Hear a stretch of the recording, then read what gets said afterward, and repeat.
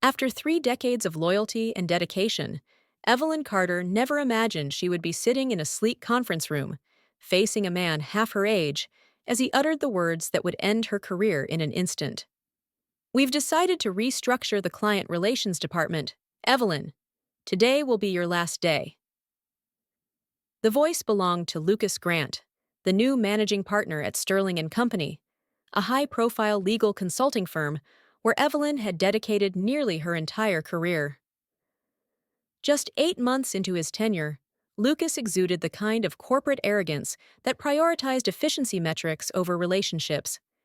His expression was carefully crafted, regretful yet detached, as if he had practiced delivering this news 100 times before. Evelyn's heart pounded, but she refused to let him see her falter. "After 30 years?" she asked, her voice steady despite the storm raging inside her. "Business decisions aren't personal," Lucas responded, sliding a manila folder across the polished table. It contained her severance package, 2 months' salary, and a continuation of benefits for the next quarter. Janice from HR, avoiding eye contact, chimed in, "This isn't a reflection of your performance. It's just an unfortunate downside of restructuring." Unfortunate. Right. Evelyn knew better. At 58, she was the oldest employee in her department, with a salary that reflected her decades of experience. The same experience that had helped build Sterling and Company from a small, scrappy firm into an industry leader. Now she was being tossed aside like an outdated policy manual. As she packed up her office under the watchful eye of a security guard, a humiliating protocol she had once helped write, her phone buzzed. A message from Olivia Reynolds, CEO of Reynolds Healthcare, their largest client. "Evelyn, I heard troubling rumors about changes at Sterling. We have our quarterly review next week. Call me ASAP." She glanced up and saw Lucas watching her from his glass-walled office, already on the phone. Damage control, no doubt. But what he and the other executives failed to understand was that client relationships weren't just names on a spreadsheet. They were built on trust, consistency, and personal connection. Evelyn had spent 30 years becoming indispensable to her clients, something no hasty restructuring could change.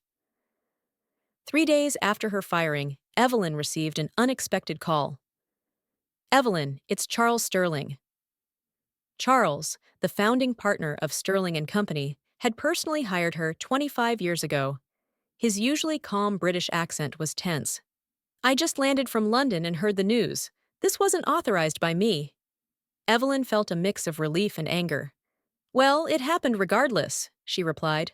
Charles sighed. "They waited until I was overseas. The executive committee pushed it through, claiming it was necessary for our investor meeting." His frustration was evident, but Evelyn knew the truth. He had let his firm slip away from him. "Come back," he pleaded. "We can fix this. I can bring you back." Evelyn shook her head. "It's not that simple, Charles. Lucas made it very clear that I was dispensable. He even called me legacy fat." Silence. Charles understood what that meant. In the corporate world, being undermined by leadership was a death sentence.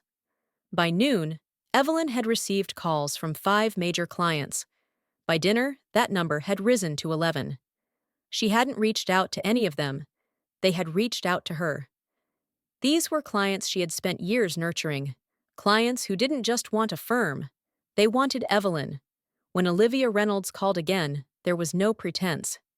"Tell me you're not actually gone," she demanded. "I'm afraid I am," Evelyn admitted. "Then where are you going next? Our contract is up for renewal in 60 days. I'd prefer to follow you."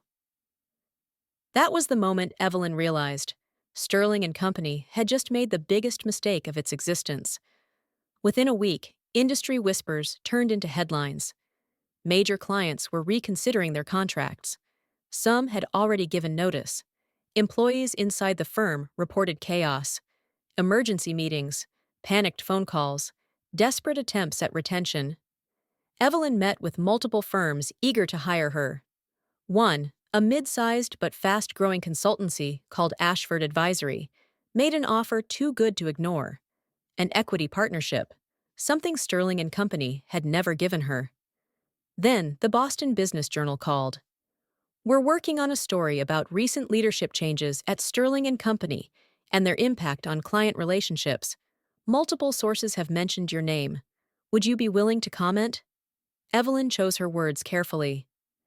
"I can't speak to their internal decisions, but I do believe relationships are the foundation of this industry. Without them, firms don't survive." That was all it took. The next morning, the industry was in an uproar. Clients weren't just leaving, they were demanding Lucas's removal. 26 of Sterling's top clients had signed a letter insisting Charles replace him immediately. A week later, Charles called again, his voice urgent. "Evelyn, I need to see you. Can you come to the office?" "I don't think that's appropriate," she replied coolly. "Then lunch. The Harvest. 1 p.m. Please." Curiosity won. She arrived to find Charles looking exhausted. "The board has removed Lucas. We want you back, as a full equity partner. Help me stabilize this firm." For a moment, Evelyn considered it. Then she met his eyes and saw the truth. He wasn't trying to save her. He was trying to save himself. "I'm sorry, Charles. I've already accepted an offer with Ashford." His face fell. "Evelyn, what do you want?" She leaned in slightly. "It's just business, Charles. Nothing personal." The next morning, headlines announced it. Ashford Advisory acquires Sterling and Company. Evelyn had orchestrated nothing. She hadn't sought revenge. But when a firm loses sight of what truly matters, its people, its relationships, it orchestrates its own downfall. 6 months later, Evelyn sat in her new corner office at Ashford Franklin Advisory, reviewing numbers that told a story of triumph. 95% client retention, a 23% revenue increase, and a thriving firm that valued the very relationships Sterling and Caballero had taken for granted. As she met Olivia Reynolds for lunch that afternoon, Olivia smirked. "You didn't just win, Evelyn. You made history." Evelyn smiled. "I didn't need revenge, Olivia. They did this to themselves.